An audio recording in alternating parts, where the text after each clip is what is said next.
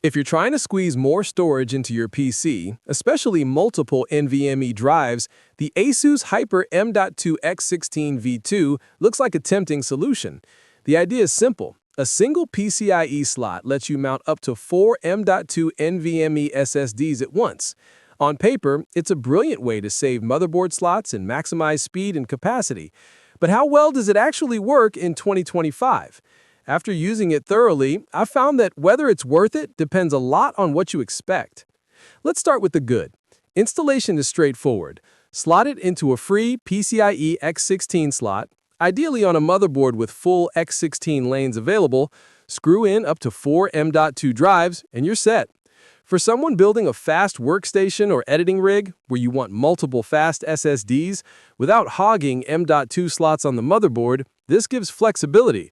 You get 4 drives instead of 1 or 2, saving space and leaving motherboard connectors free for other components. Performance-wise, when configured correctly, the drives behave as expected.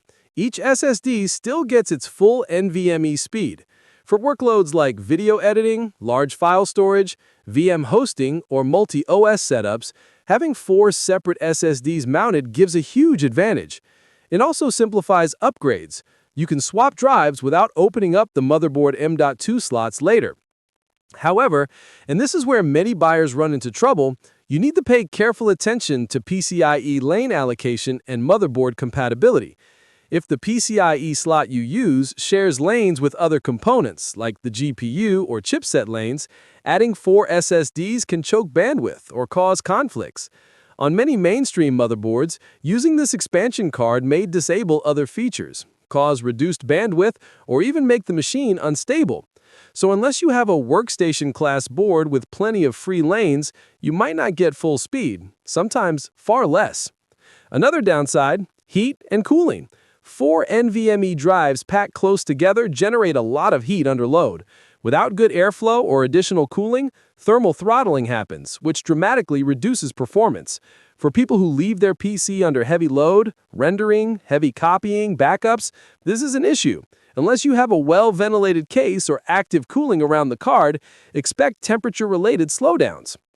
Then there's cost versus benefit. The expansion card itself isn't cheap, especially compared to just using 2 standard M.2 slots on a good motherboard.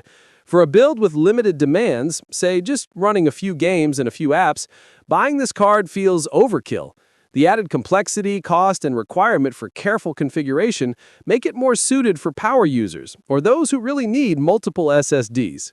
So, is the ASUS Hyper M.2 X16 V2 a clever storage solution or an expensive paperweight? In 2025, I'd say it's a powerful, flexible tool, but only if you know what you're doing. For enthusiasts, content creators, or anyone needing multiple fast SSDs without sacrificing motherboard real estate, it can be a great investment.